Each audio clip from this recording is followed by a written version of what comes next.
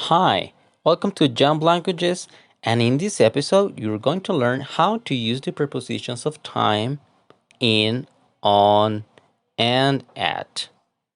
Let's start with in. We use in to express dates like in December, November, October, June, July. That refers to months of the year. Also, we use to express parts of the day, for example, in the morning, in the afternoon, or in the evening. Also, to express seasons like in summer, in winter, spring, and fall. Also, to express years like in 1925 or 1994 or 2010 or 2015. Basically, they're using all of the preposition in to express months, years, decades, centuries, and long periods of time. Let's see on.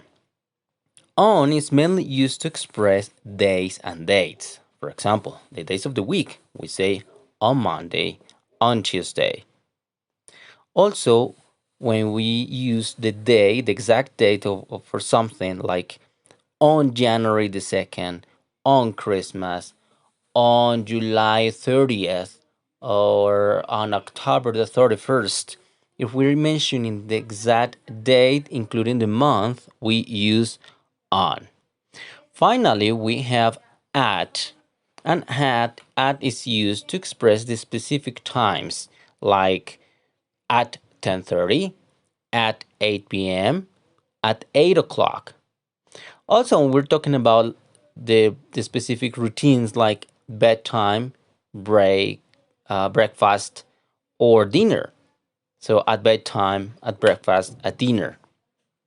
Also, to express those certain moments during the day, like midnight, you say at midnight, at noon, at night. And also to express the different moments of time, like at the beginning, at the end, right? Or at the moment is also used. So we hope this information has been very useful for you. Please continue practicing, create sentences using this information and these prepositions. See you next time.